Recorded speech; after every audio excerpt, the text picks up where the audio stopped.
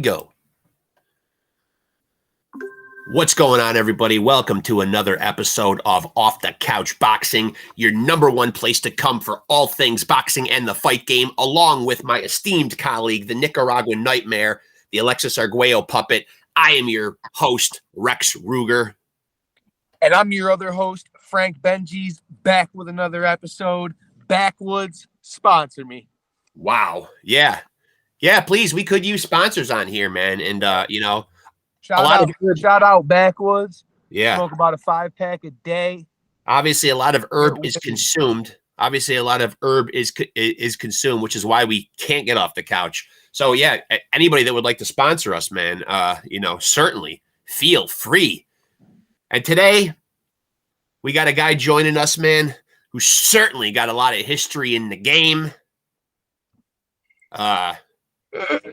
Not only just in his fighting career, but, even post-boxing. This is a guy who's always on the scene, always at events. He's going to be joining us today we'll let him explain it. He's at some type of event, and he's here now. So just shut up, Rex. Shut up.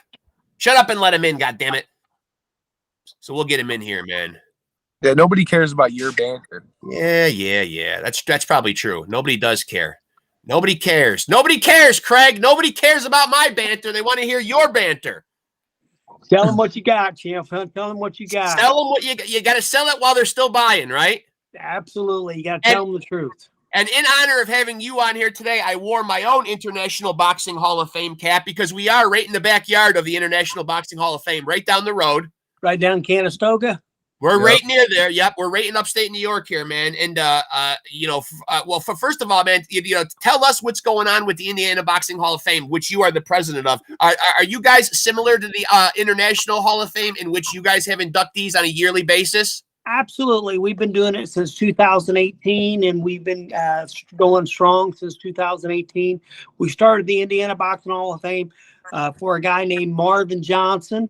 I believe you might have heard of him. He's a 1972 bronze medal winner and a 1978 WBC champion, 1979 WBA light heavyweight champion, and 1986 WBA light heavyweight championship. And it's funny that I'm at the WBA convention now, where Marvin Johnson was the WBA world champion in 1979 when he knocked out Victor Glendez for the title. Marvin was a 1972 bronze medal winner. He was 55-5 as an amateur. He won the bronze, and then 1978 he actually, in 72, when he won the bronze, Matt Parloff was a 1972 gold medal winner at 178, and Marvin was 165. And at 165, bronze medal winner. And then in 1978, J. Russell Peltz got him a fight against Matt Parloff for the WBA light heavyweight championship. And that's when he knocked out Matt Parloff to become the WBC light heavyweight champion of the world. And it's kind of an amazing story. So I started the Indiana Boxing Hall of Fame in 1970, 2018. It's been going strong ever since. And now, you as a guy with a lot of history in the game, I got to ask you first and foremost, over 100 pro fights yourself. Do you like where boxing is right now in terms of, in 2023, we've certainly seen some amazing fights, but we ask everybody that comes on here because there are a lot of guys that are real, true purists of the sport. Do you like seeing these gimmick fights, these YouTubers, or even worse, these kind of hybrid things where you see a boxing guy and an MMA guy? I'm not going to really get out there and promote it. You know what I'm saying? Okay. Yes. That's my favorite thing. You know what I'm saying? Yeah. I'm not going to promote it. But at the same time, Muhammad Ali was doing wrestling with that kickboxer and stuff's been going on. Joe Louis has been doing a championship wrestling since the 30s. So, I mean, I'm not going to say it's not going to happen because it's still going to happen. But, I'm a purist. I'd rather see real boxing, but I'm going to promote more of the real boxing than a Jake Paul fight. Right. I ain't going to bash it. I'm just going to say these guys got a chance to make a money. You know what I'm saying? So let them do their thing. They sure do. We got money. That. Well, we just have an old guy, 58 or 59, just make a pro debut. Yeah. I was like, how did we get that? How did we get that accomplished? He got hellaciously knocked out, though. Yeah. Well, I know he got knocked out, and give the guy credit. He's 58. I do too, absolutely, for stepping in there. But at the end of the day, really, somebody's got to step in and say, "Hey, we can't do this shit." I know. I'm not trying to be. And look, like I'm a boxing fan, and we're gonna have the old timers thing. I'm like, look, man, it's embarrassing to watch you guys fight at this age. I'm just gonna be not trying to be me. I'd be embarrassing to watch me fight at age 59. I get it. I don't want to see. I don't want to see that. You know what I'm saying? The public don't want to see that because we're embarrassing ourselves. In my opinion, I agree. Yeah. So, so last night we saw a pretty good fight. What'd you take of that one? Did you catch that one? You're talking about Devin Haney and Regis Prograis?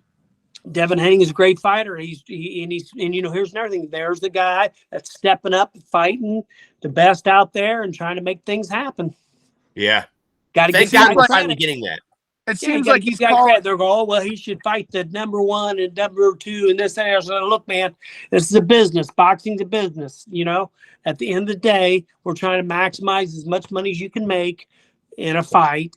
So that's what they're trying to do. Now, granted, there's always going to be politics. It's always going to be something that somebody else thinks that they should be doing this and they should be doing that. At the end of the day, this is America. As long as we're making the law, we can do what we can do. You know what I'm saying? Capitalism at its finest. Yep. Absolutely. Who was it that got? When you started boxing, who was that guy for you that you looked at that you really idolized? Was there a guy like when you were coming up that you looked at as kind of like your kind of quote unquote hero? I'm gonna be honest. Ever since I was a little kid, when I listened to 1980, I was out hitting the speed bag. I think it was my sophomore year, and I was listening to the Brawl in Montreal with Roberto Duran and Sugar Ray Leonard. Yeah, you know what I'm saying. So I was a fan of that of Roberto Duran. I was a fan of Sugar Ray Leonard. I was a fan of all those guys, the Fab Four. Leonard, Hagler. I was a fan of all those guys. You know what I'm saying? I'm just like you can't go wrong with those guys. We might as well ask him right now then, since he brought it up. Well, Craig, 2 names. Craig, since you brought it up, and this is something we ask all the guys that come on here because we find this to still be a very, from us being in the boxing groups on Facebook, it's still such a polarizing decision. So settle it for us, Craig. Who won the fight between Hagler and Leonard? Leonard got the decision. Boy, talk about diplomatic answers, Craig. Hers, Leonard, Hagler, Duran, the Fab Four, the great era, great stuff. Great, it's hard to replace. Look, here's the thing. Here's the way it is. Nothing's ever going to be politically correct, and there's always going to be biased decisions, and there's always corruption in everything. It doesn't matter if it's government, if it's sports, if it's boxing, if it's baseball, whatever. People are betting on sports, whatever. People are going to do things to try to cheat. We're going to take steroids to try to hit more home runs. We're going to do different stuff. That's just the way it is. I mean, it's just human nature. But at the end of the day, boxing's still going. We still got it going on. It's still the longest sport lasting in the world, and actually boxers make twice as much money as MMA guys when push comes to shove. Oh yeah, absolutely. That's why them guys cross over to the boxing instead of us. Now, you don't get me wrong, we get some poor guys that are broke and they go back down to MMA and they get beat stupid, you know what I'm saying? They don't even deserve it. Now, granted, you gotta give an exception because Ray Mercer knocked out the MMA guy one time. You know what I'm saying? He caught him in the first round. So, I mean, I'm going to give him that, but they should stay in their lane. That's the way I say it, Shane. I agree. Our buddy James Toney, who we had on last week, he fought an MMA fight. Well, he tried to. He tried to. The key word is tried. You know what the boxers... Don't get me wrong. I'm a James Toney fan, and there's not a better champion out there. But, again, I try to explain this to people. Okay. They say, this guy robbed me, this guy robbed me, this guy robbed me. I said, look, man, here's the deal. You are the promoter, and you made $1 million, and I made $1 million. And I took my $1 million, and I pissed it down the drain. Whose fault's that? Right. Good point. You know what I'm saying? I'm not trying to be disrespectful. Okay. Right. I understand that, to get those fights, sometimes you got to rob Peter to pay Paul. That's just the way it works sometimes. Right. You know, I hate to say it. It's never going to be perfect. You know what I'm saying? It's not a perfect world. So, but at some point, you have to take responsibility to, you know, like, you know, Mike Tyson knocking out, you know, the car guy that goes by, you know, because he bashed him. You can't do that. I mean, at some point, you got to take responsibility for your own actions and just and eat it and keep going, moving forward. And here's the thing: fighters need, like myself, they need to reinvent themselves after boxing. Sure. So for me, I reinvented myself with the Hall of Fame. Right. If you don't like your Hall of Fame, get a Hall of Fame and start your own Hall of Fame and put your own money up, put your own investments into it, to get your own group, do your own thing, and then you can do what you want to do. But them guys don't have any money to do that, so they just want to talk. Right. But I did it myself. Right. You know, I was so broke. In 1990, I had 11 fights, and in 1991, I had 10 fights. So in 2 years, I had 21 pro fights. Ooh, man. Talk about activity. Yeah, that's what I'm trying to say. Like, these guys are out here crying to me. It's funny. I'm a bartender, and these guys will start crying about, my food wasn't no good. My food wasn't no good. I'm like, man, let me tell you about those TV dinners I had for 99 cents. With Salisbury steak. Amen. Salisbury steak and mashed potatoes. And Yeah. I did get a chocolate brownie too. You don't forget the chocolate brown. Don't sell the TV dinner too short. Yeah, look, man, we need to get realistic. You know what I'm saying? Yeah. And you know, anytime I start feeling bad, I'm gonna be honest with you. I'll go to the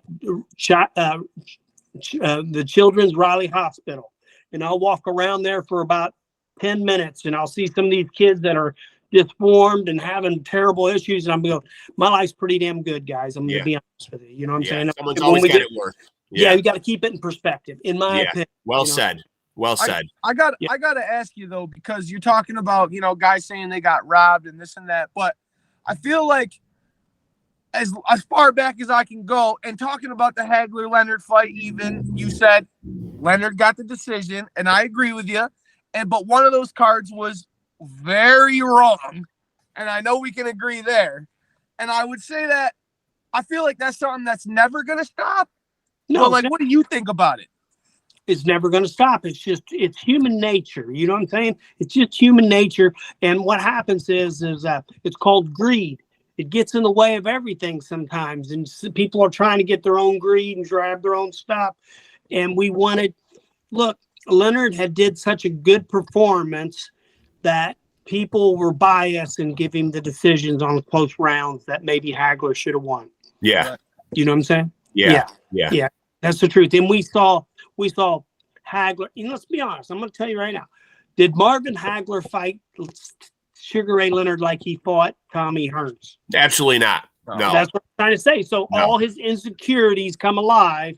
And he started boxing, he tried to do this, that, and the other. So it backfired on him, and he ended up getting in this position where they had to go to the scorecards. And how could you not vote for Sugar Ray over Marvin Hagler? It's like we hear it so much. You know what I mean? Getting drawn into fighting another guy's fight. You make a good point there. Hagler got drawn into a Sugar Ray Leonard type fight. Yeah, he did, and it wasn't in a good. And maybe Hagler did win, but it doesn't make any difference. The fight wasn't. He should have attacked him just like he did Tommy Hearns and made it a street fight. Because I think every time Marvin Hagler got in a street fight, I thought he won, in my opinion. Yeah. Now you bring up some great. I was looking at at your resume. First of all, having over 100 fights, and you certainly won plenty more than you lost. But did you ever look at yourself as and I want to know where you stand on this role, because we've had Chop Corley on here, who actually loves the idea of the gatekeeper role. Did you ever feel that role, as like a gatekeeper, so to speak? I'm going to be honest with you. Okay, in 1994, I signed with Don King. Yep. Okay. And I got a 4-fight deal out of him. And here's what happened. He gave me 4 guys that could kick my ass. But look, man, at that time, he told me that, obviously you're going to be overmatched. You know what I'm saying? His guys are the top guys. Yeah. I was lucky and blessed to be in that position because of Fred Burns, my promoter, who put me in that position. Yeah. So I'm not going to, I don't know about a gatekeeper. Coley was a tough fighter, and he was junior welterweight WBO junior welterweight world champion. You got to give Coley his credit. He was a hell of a fighter and a national Golden Glove champion. You know, I was just maybe a top 8 in the Golden Gloves and in the nationals, and I wasn't at that serious contention with those guys. So I have a different view of it. I'm glad that I got a position to be in that position to get my butt kicked by Meldrick Taylor, Julio, Cesar, Chavez, Joey Gamache, Hector, Macho, Camacho. Great fighters, you know. Yeah. Who was the best one you were in there with? You feel like any of them stood head and shoulders above anybody? I've got a lot of people that ask me over and over and over, and here's what I tell them. The fastest orthodox was Meldrick Taylor. Okay. Yeah. Blind. Chavez was the most powerful because he hurt me. He really did hurt me. And then Camacho had the best southpaw style that I ever saw, you know, and he was probably the best self-made promoter that I ever met in my life. And here's what I got to do.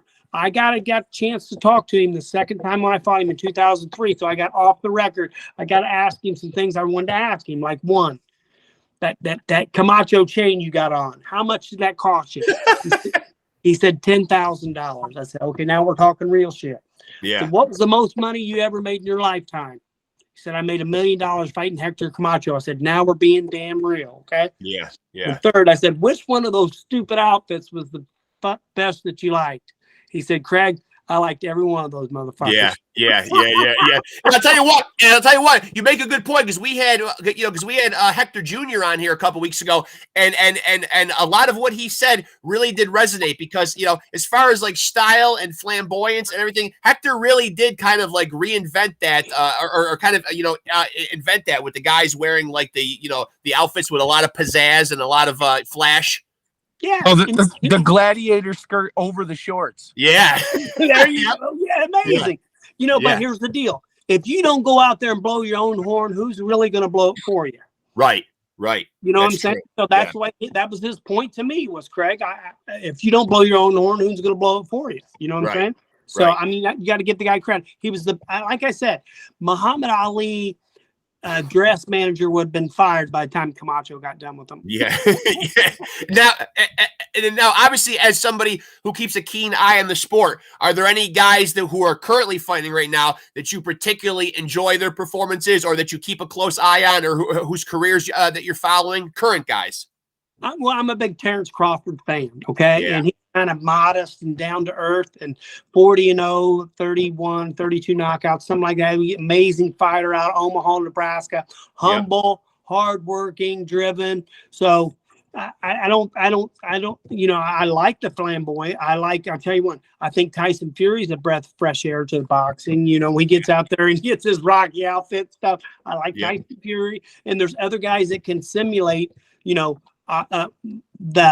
magic that, Camacho had, but there's very few. Well, I used to like Prince Hassim Ahmed when he'd do his backflips and stuff, I mean, guys like that you have to admire, and they could back it up and do it. You know what I'm saying? So I give those guys credit. But I'm a big Terrence Crawford fan. Were you surprised? Were you surprised at? I don't want to say surprised at the outcome of the Crawford Spence fight, because we saw a lot of big fights this year, and I would say that was the one that the fans were really clamoring for several years now. Were you surprised by how easily it seemed to be for Terrence? Well, you know what? Here's the thing. He just stood there and he counterpunched. And here's another thing. Guys can react on the fly. So they don't even. So, for example, if I throw a punch at you, you're just going to react. If he throw a punch at me, you're just going to react. These guys can do that on the fly. There's very few men that can do that. And Michael Jordan could make moves on the fly. You can't make this up. You know what I'm saying? Them guys are making the moves and landing the punches. And I was very surprised at Terrence Crawford. So, all he did was just stayed up with him. He counterpunched and counterpunched. Yeah. And his power is deceiving. And he told Spence he was going to stop him. Yeah. Guess what he did? Yeah, which nobody believed. Okay. Yeah. Hey, yeah. I'm going to stop you. I'm going to give you the wiggly legs. And guess what he did? He's a man of his word, if nothing else. I got to admit, I didn't think he was gonna do that to Spence like that. No, it was quite amazing. I didn't have my doubts that he would win, but I certainly thought that he had a great chance to win, but I didn't think he would make it look so effortless like that, though. He really made it look easy. And he did make it dominate, but the smartest thing that Spence did was get that rematch clause signed. Yes. Yeah. So they're going to do a rematch. They're probably trying to do it at a different weight, whatever. But here's the thing: he'll fight. Crawford will fight that fight. But the problem with this, for Crawford to go 50-0, he don't fight enough to go 50-0 to carry on his career, just like Floyd Mayweather. So we got to put that to rest. In your opinion, is there one guy in your mind? And of course, we've heard Floyd on here when we've asked guys. We've heard the great Muhammad Ali. We hear people always talk about the GOAT. Who's the GOAT in the sport? Do you have somebody in your mind that you think is really like above everybody else? Well, it's always going to, in my opinion, okay? It's in my opinion, the GOAT has to be, like, for example, like me. I'll go to anybody and be respectful and sign an autograph, take a picture, do anything. Muhammad Ali would do the same. So Muhammad Ali, even though he was 56-5 with 37 knockouts, he lost 5 fights. He lost to Frazier, he lost to Norton, he lost to Leon Spinks, then he lost to Larry Holmes, and then Trevor Berbick when it was past his day. Yep. He was the people's champion because he would raise you guys up and take your spirits and lift you guys up. So that's why he's always going to be the GOAT to me. Yeah. Nothing against Floyd. All the people can't get to him like that. You know what I'm saying? And he doesn't get out there and shake enough hands and be as charismatic as that. I tell you, Tyson's making a comeback. I'm a big Tyson fan. I just was in Columbus, Ohio with Tyson, and then I went and seen Buster Douglas at his gym same day. It was a pretty amazing day. Yeah. Talk about some history between those two guys, huh? The biggest upset in boxing history. Yeah. I did a podcast with Buster Douglas too. You know what I'm saying? Talking about the fight. And he said, I asked him, when did he really know that he had him? And he said, the only time I really knew I had him is when Mike went to look for his mouthpiece when he couldn't find his mouthpiece. Now something's wrong. That was a position. Yeah, that was a position people up to that point weren't used to seeing Mike Tyson doing that. Mike Tyson had never been in that position. No, he was still invincible at that point. Yes. Or at least we thought of him as invincible at that point. Absolutely. Are you a guy because I look on your Facebook and I obviously see, and of course a lot of this is attributed to your involvement with your Indiana Boxing Hall of Fame, but you obviously rub elbows and have been around, it seems like, just about everybody. You seem to know and have seen everybody. Is there ever a time that you yourself have ever been like, wow, I can't believe I just met him, or I'm about to meet him, or do you get starstruck? Absolutely, I do get starstruck, and everything. Here's the thing. I'm a fan. First of all, I'm a fighter, but I'm a fan. I'm a fan of these guys when they come in. So that's a different respect. I know what it takes to get to the level for those guys. So I got nothing but respect, but I'm a fan. So I get excited. Like when we have Julian the Hawk Jackson coming to the Indiana Boxing Hall of Fame as a celebrity inductee, I'm excited. You know what I'm saying? I'm excited for the fans. I get disappointed for the fans when the guys don't show up. They get their nose up in the air and start asking for money and the stick-up stuff. I don't like that, but I understand that that's what they want to do. That's what they want to do. That's fine. But don't feel bad, Craig. They do that in the podcast world too. What I'm trying to say. So I don't, nothing personal. Here's the thing. If I say I'm going to do something, guess what? I'm going to do it. I'm a man of my word, and that was just the way I was raised. I was raised to be humble and be respectful. And if I say I'm going to do it, I do it. Now, here's if I can't do it, I'm going to say, hey, man, just like I told you, I can't prove I can make it at 4. You know what I'm saying? Right. I'm kind of stuck here, right here. You know what I'm saying? Right. But 5 o'clock, I know I can go. It's communication. It is. A lot of it's just communication. Yes. Relationship. It's all about relationships.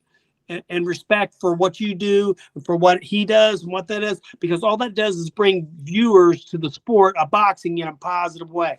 I don't really like getting really negative. I won't really say a lot of negative stuff. I overlook it. You know what I'm saying? I Right. laugh at it. You know what I'm saying? But nothing against Jake Paul. There's Jake Paul knocking out these MMA guys like I'm glad that he's doing it. And they're the fighters, to be honest. Yeah. So who was that guy for you? You didn't mention. Was there a starstruck moment for you? Well, I'd have to say Holyfield. You know what I'm saying? I walked up to Vander, and Vander's just as humble as can be. And then he introduced me to his two boys, Elijah and Evan. So, that was it. But I was a Holyfield fan, man. You know what I'm saying? Yeah. He conducts himself with a certain amount of, even when he had the ear bite fight with Mike Tyson, he still handled himself pretty damn good for a guy that just got half his ear taken off.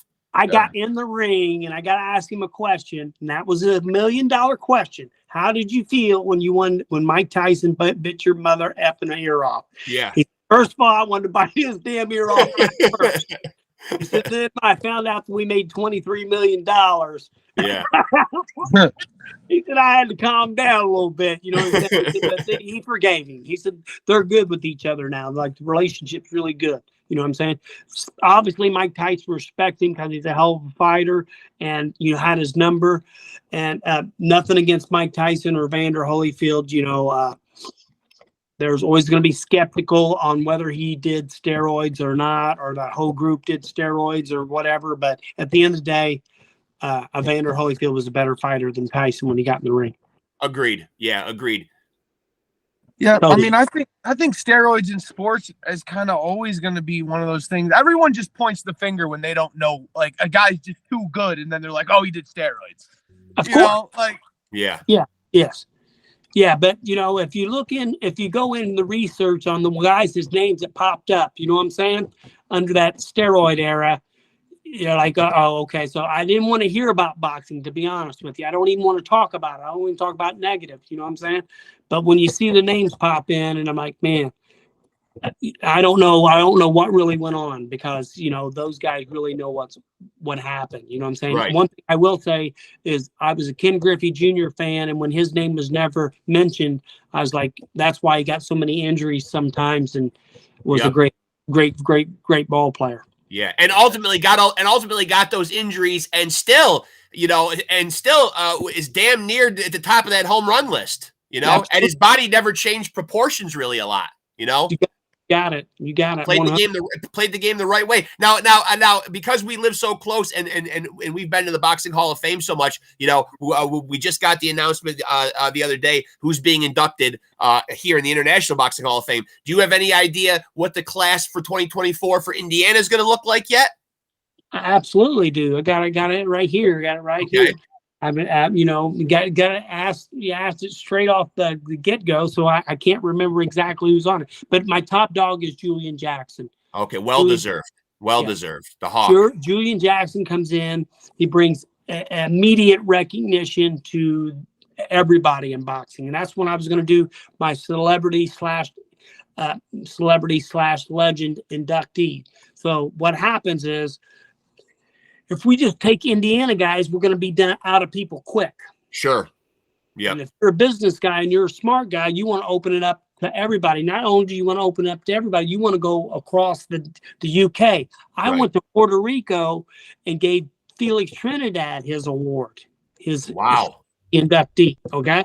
Out of my own money, out of my own pocket. But here's what I'm trying to say. You have to cross those barriers and be open-minded, because Felix Trinidad, his dad, didn't get into any Hall of Fame. So they asked me, would I go over there and give him the award, because his made his son a world champion. You know what I'm saying? Felix Trinidad Sr. made his son a world champion. I'm like, absolutely, because I won't put my nose up in the air and act like I'm any better than anybody. I'm going to come right over to your house, stay right there, get the Senate lined up, get the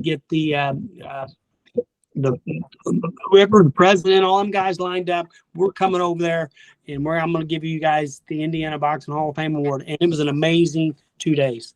And what is the criteria? What is the criteria, though? Do you have to have accomplished something or done something specifically in Indiana? Well, here's the deal. If you fought in Indiana, if you was born in Indiana, if you fought there as an amateur or a pro, you're eligible. Okay. Anybody's eligible. Floyd Mayweather fought there. He's eligible. He was a Floyd Black Mini Expo winner. Mike Tyson, he's eligible. You know, all them guys are eligible for the Riddick Bowe fought there. In the Pan Am Games. So those guys are eligible. And another thing is, let's be honest, we want to put the best people in there, correct? Yes. That deserve it. Here's everything. It's so hard to get into the International Boxing Hall of Fame because there's politics, criterias, money sliding here and there. It's so hard to get in that any Hall of Fame somebody gets into is a blessing from God, in my humble opinion. I agree. That's what I think. Yes. Yeah, Even I if agree. it's Nevada, even if it's Atlantic City, even if it's a National Boxing Hall of Fame, even if it's West Coast Boxing Hall of Fame, I think it's good stuff for those fighters. It gives them something to remember and hang on to for their legacy. Yeah, and it's so great that you brought up Julian Jackson because we just recently had Gerald McClellan Jr. on, and I think Julian is helping him out with training these days. Well, that's phenomenal. Yeah, great kid too. Great kid. Yeah, absolutely great. I mean, so other than being very busy with the Boxing Hall of Fame, how else do you spend your post-boxing career these days? Is that your main focus? Yeah, that's pretty much my main focus. But here's the deal. I'm a bartender. Okay. So I work at a private country club and I work at a hotel, a new hotel that opened. They have 4 hotels together and I'm in with those guys and I bartend. So here's the deal. I'm going to be honest with you. Okay. We have 24 hours to make money. 24. You have 24. He has 24. I have 24. Yep. If I spend in 24 hours trying to make money, then that's on me. You know what I'm saying? That's the way I feel it. You know what I'm saying? Right. So I try to make, when I'm not busy with the Hall of Fame, I'm trying to make money to keep the Hall of Fame, keep everything going. You know what I'm saying? Keep my family going, keep everybody going. So that's what I do. I work and I do the Indiana Boxing Hall of Fame. I gotta say, man, I would definitely belly up to the bar and drop my problems in Craig's lap, especially if he was making strong drinks. Tell me him. Yeah. Well, also too, it's got to be nice to be a bartender and kind of have a face that people recognize. Yeah. And another thing is, here's all I do. I go right to my video, and I go right here, and I show me dropping Camacho in 2002 in the 2003 in the first round. You know what I'm saying? We can sit there and talk as much trash. I did this, I did that. By the time I get done with the video and my Mike Tyson pictures, it's over. I know. That carries a lot of weight, though. That carries a lot of weight. It certainly does. And obviously the state of Indiana, I wouldn't say is particularly like a state that you would associate with boxing right off the right from the get-go. First thing you think about is the Indy 500. It's the most famous thing that we got going, the Indy 500. Basketball probably a little bit too. Yeah, Basketball's big in Indiana. For me. Yeah, absolutely. You think of Bobby Knight. You'd be thinking of maybe the Indiana Pacers. You'd be thinking of something like that. Larry Bird. Yeah. I think Larry Bird's from Indiana. Yep. Yeah, Larry. Here's another thing. We got a picture of Larry Bird and Marvin Johnson together, and that's one was cool. 3-time NBA champion. The other one's a 3-time light heavyweight world champion. So I always post on Larry and Larry Bird and Marvin Johnson at times too, just to bring the recognition to. No, I'm curious. I'm curious to ask you about the Boxing Hall of Fame in Indiana. What's the grounds look like? What's the building like? Because I feel like, and not to knock Ed Brophy, the International Boxing Hall of Fame in any way, but I feel like all these other sports got great shrines to remember these guys, and the International Boxing Hall of Fame is kind of like 2 rooms with just some plaques. It's very small. Yeah, we would really like to see the International Boxing Hall of Fame really grow leaps and bounds and to see boxing really get the cathedral that it deserves. We're obviously in the state of New York. Obviously, baseball, Cooperstown has a huge Hall of Fame. Take you half a day to work your way through it. We would love to see boxing, as you mentioned earlier. It is such a storied, historic sport. It sometimes feels like our International Boxing Hall of Fame is a little bit minimal, it feels like. Right, minimalistic. Yeah, and it could be, and that's just the way that it's set up. You know what I'm saying? Have you ever been to the Football Hall of Fame in Ohio? I haven't, but I've seen it, and I've also seen pictures of the NBA Hall of Fame, and they're all huge, amazing places. Yeah. You can go and get a basketball and shoot hoops. Yeah. But hey, you go to Brophy's Hall of Fame. How many of the whole state? How many times do you like to run the 5K? You got to go over here and to go over there and do this, and you got to go over here and there. Right. It's too spread out, in my opinion, to get to Brophy's defense. Defense. It's too spread out. When you go to Conestoga or you go whatever, I mean to the football or baseball, it's all right there. But the boxing, the International Boxing Hall of Fame is spread up all over the spots. Yeah. What I do is I have a boxing gym where they have a boxing club in the Ohio Valley Boxing Club. I just put all my memorabilia in there, and every year we do a parade, and we bring everybody out and we celebrate the Indiana Boxing Hall of Fame that way every year. Okay, so we had Marvin Johnson and Tony Tubbs and guys like that in the parade there. And I think we're the only African Americans in the whole town. You're kidding me, in the Midwest? and we go there. It's one little stoplight town. It's one of the funnest times in the world. We have a bunch of chicken and food, bunch of different drinks and eats, and we get everybody together and we let them know that greatness doesn't have color. Greatness is in every color. You know what I'm saying? Well said. Yeah. Well said. Yeah. And now you mentioned dropping. And now you mentioned dropping Camacho. Which certainly has to be a highlight in your career. Is it the highlight, or is there something that happened in your career more monumental than that means more to you? There's nothing more monumental than dropping Camacho. There's nothing. Yeah. I even do the replay, and I show that I was throwing punches way too big and wide after I had him down. I was just so excited. Never had a legend on down like that before, so it was a new experience. But he'd only been dropped 3 times in his whole career. De La Hoya, me, and some other guy. So, I mean, there was no higher moment in my life, even though I ended up getting stopped against Camacho later in the fight. Every time we do the interviews, you know what I'm saying, they be asking me something. They'd be asking me something. They'd be, Craig, how was your ride into? I'd say, look, after I dropped Camacho, and then the next thing they asked me something else. Said, remember after I dropped Camacho in the first round and on my left hand with my shoulder, and then he'd ask me something else. I said, well, after I dropped Camacho. Yeah, you want to make sure you're inserting that in as much as possible. Across the thing, looking at me like, would you go past that? I'm like, no, I'm not going past that one moment. So and now Camacho is obviously a legendary guy, for his flash. His ability to run his mouth a lot. You seem like such an affable, gregarious, laid-back guy. Was there ever anybody that got under your skin, prior to a fight? No, just Camacho. Here's the thing. I told him I didn't think he deserved a stoppage over Sugar Ray Leonard. Okay. Remember that? Yep. Yeah. So he gets up in my face and starts, I deserve this, I deserve that, I started that. So then, as the fight's over with and we're at the press conference and we're still into each other, I said, I'm going to tell you something. This is karma. I don't think I deserve a knockdown over you, but guess what I just did? I just, you know what I'm saying? That's satisfying. Yeah. So this karma, you know what I'm saying? You didn't think you did Sugar, and I didn't think that. So, hey, life has a funny way of coming full circle. Especially to a guy like Camacho, who's obviously like a big fan of himself. You know what I mean?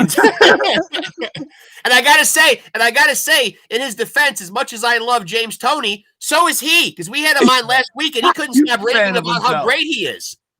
Look, and I love James Toney. I love James Toney, boxing guy. I sent a message to him, hey, would you ever consider coming to the Indiana Boxing Hall of Fame? And I got I got buzz, nothing. He sent me no return, no nothing. I said, look, here's the deal. However I tell him, this ain't about me giving you a bunch of money, come in the Hall of Fame, eat my food, take all my stuff. That's not what it's about. It's about honoring fighters, okay, and honoring people, okay? So here's what I'm going to do. The only thing I can do is I will pay for your room, and I will pay for your ring, and I'll pay for your eats. Everything else is on you guys. You know what I'm saying? Like, you're mature adults. Let me ask you something, okay? Do you think that the NFL You know, do you think they fly everybody in for that event? Good point. Right. You know what I'm saying? Like, look, we're honoring you. It's about you. It's not about me. It's about honoring you.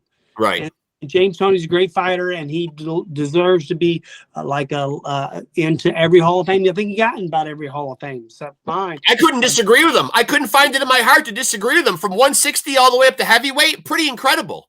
Yes, he was pretty incredible. Incredible skill set. I mean, just incredible what he was able to do at all those weights too. And that southpaw he beat there in cruiserweight. You remember that? Yep. Oh, that was amazing fighting and knockdown in the last round. It's amazing. Yeah. So I give James Toney credit. Don't get me wrong, but I still got a dog him. You know what I'm saying? I know. And I'm extremely happy this year, and I'll say it on here first and foremost, man, that Diego Corrales, of course, posthumously is going into the International Boxing Hall of Fame this year. Amazing. Everybody's bashing Ricky Hatton for getting in the Hall of Fame. I'm like, look, man, I think Marlon Starlin should be over him or Vinny Pazienza. I said, look, man, here's the bottom line. Ricky Hatton will bring people over from England. They will back in. This is a business. It becomes an international event now. Yeah. It's a business. And if I'm going to bring you 30 people, right? Right. And the other guy's not going to bring one person, maybe himself and all his buddies he wants in for free. Who are you to take? Absolutely. Yeah. I'm honest with these guys, and they don't want to listen to me. They don't want to hear it, but I'm going to be honest with them. That Ricky Hatton's going to bring 30 people over here from England, maybe more. I agree with you. I remember seeing that firsthand the year we went up there, and Oscar De La Hoya and Felix Trinidad were both getting in, and the Latino community, man, just came out in droves. I mean, in droves. And I think most of it was more for Trinidad, actually. Absolutely. You know what I'm saying? They love it. Puerto Ricans, they love their boxing. Mexicans love their boxing. And they, true to those, I was just at an amateur fight here in Columbus, Ohio. And I'll tell you what, the Puerto Ricans and Mexicans come out to support their family and their kids, and they still do I call it the poor man sport, because that's exactly what they do. It's the only way out. They come in, they dig in, and they make these kids tough fighters. So when is the big weekend? The big weekend for you? May 17th and 18th, the Indiana Boxing Hall of Fame. May 17th and 18th. All right. And I believe ours is June usually. I believe the International Boxing Hall of Fame is usually June. But yeah, I was trying to tell my son the other day, though, because like we do this little, it's only like a 90-second segment that we do on our Facebook page to kind of promote the YouTube channel here. And we do this thing called 3-Punch Combo. And we just do our top 3 list of stuff. And the next one that I would like to do is top 3, greatest comebacks. And I'd have to put that fight with Chico Corrales against Jose Luis Castillo, which was remarkable. Remember when he won in the 10th round? Yeah. Unbelievable. Yeah. Unbelievable. He was literally down and out and just came back out of nowhere. Another one, Michael Moore and Burt Cooper.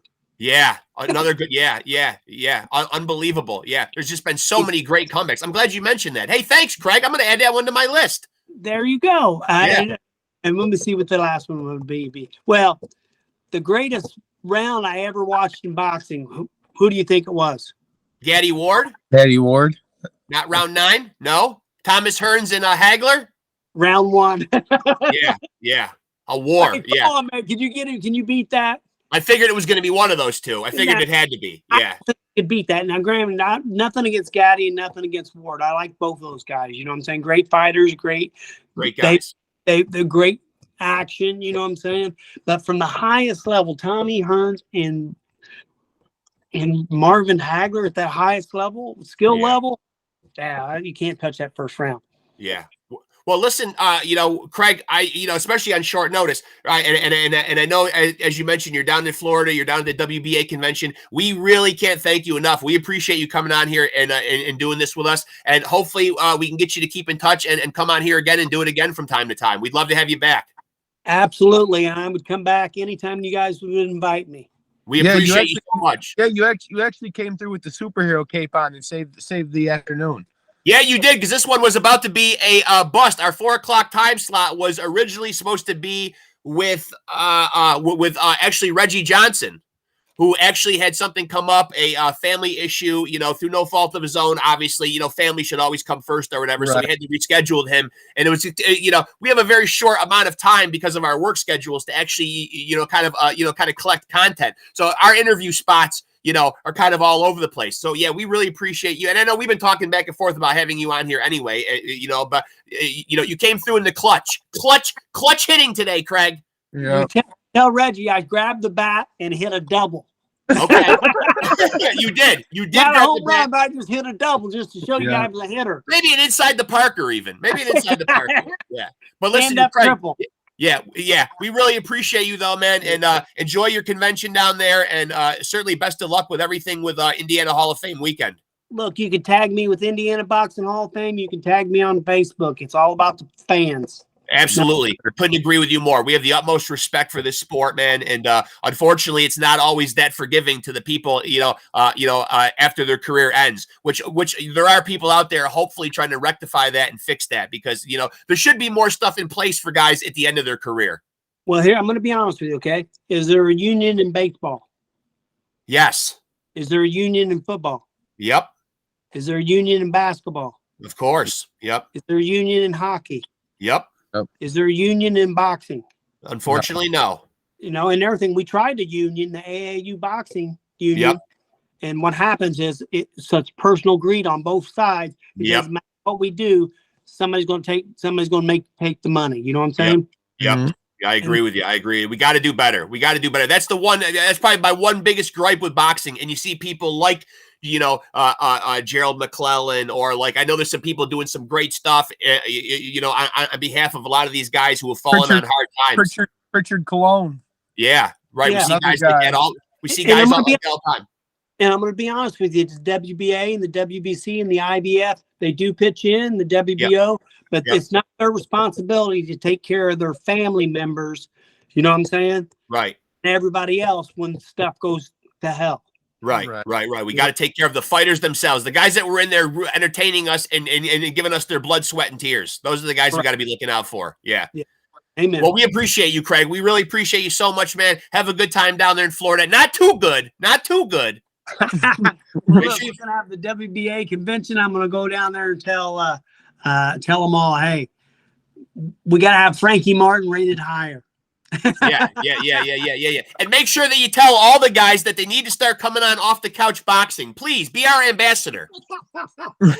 Absolutely. I got your back, champ. Thank you. We appreciate you, Craig. Enjoy yourself down there, buddy. Be safe. Much love. Good time. Talk Thanks. to you soon. Thanks. Thank you, bud. Thanks. Bye. Well, I'd like to say once again to the fans, man. I got to say once again to the fans, there goes Craig. And again, fans, you're welcome, man. And you know what I like so much about Craig is that he certainly knows how to in this day and age where it's so crucial and so important, man. The man knows how to network, knows how to network. And I'll tell you what, he's got that southern charm about him. He could spin a phrase. Yeah, he can. I could see how I could see why things that he does end up being successful. I mean, he's getting big name guys to come to Indiana and be inducted into the Hall of Fame there, man. And I think you would find that a lot of them are doing it, because of the kind of guy that Craig is. You're right. And certainly, man, a guy who certainly just, he radiates that, that exuberance, that passion for the sport, and that's refreshing to see. And, certainly he knew so much about every fight. I almost wanted to ask him who Samuel Peter double ear clapped. He might have known. I know. He might have known, for God's sakes. He might have known, man. But anyway, man, for fans that, for fans that might be watching that are a little bit younger, man, CRAIG HOUK, man, 106.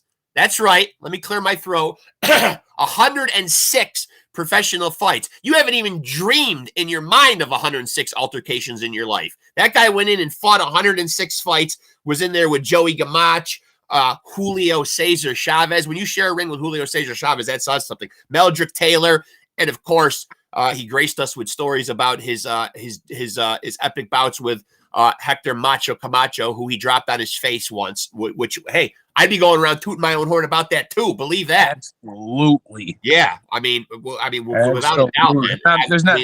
There's not many men that made Camacho sit down. No. I'm trying to think, and I'll have to go back and do my research and see what kind of a club that actually is, man. Like, who's dropped Hector Macho? No, he said it. He said it was only him and Oscar De La Hoya and some other guy. Yeah. He said it was 3 guys. He had been dropped 3 times. Yeah. Well, back when Camacho would have fought Oscar De La Hoya, man, he was that's back when he was fucking buzzsaw Oscar, where he was probably at 130 or 135, and he was knocking everybody down and out. Yep. But I gotta go in and fucking make my pizza. So I'm gonna say that I gotta quote our great American poet Gary. Take it home. Alexis listening. That I can go 15 seconds with anything. Woo! There it is, folks. There it is. And I'm going to end it with reminding people to like and smash that subscribe button and that notification bell if you're watching us right now. And you should be on where you belong, on the Off the Couch Boxing YouTube channel. And also like and follow us on Facebook, man. Chime into our installments of 3-Punch Combo. Let us know, what you like about the show, what you don't, who you'd like to see, who you wish you didn't have to see on here. We certainly always appreciate the feedback, and so if you want to keep seeing the content, and the content's only going to get better. Lots of surprises still in store, man. And I think if you look at the resume right now, you will notice, as I like to say, lots of legends and luminaries already on there, man. And some new content will be getting dropped either today or tomorrow, man. And got some doozies. I'm just gonna say, man, that it's upward and onward from here for Off the Couch Boxing, man. We're making all the right connects, man. Everybody else can fucking go pound salt because they're not gonna fucking overtake us. No way. Give them the slogan. Okay, if you want to be a champion, kids, pull your ear close around the holidays here and let old Papa Rexx let you know, man. If you want to be a champion, then you got to roll with the champs. Later.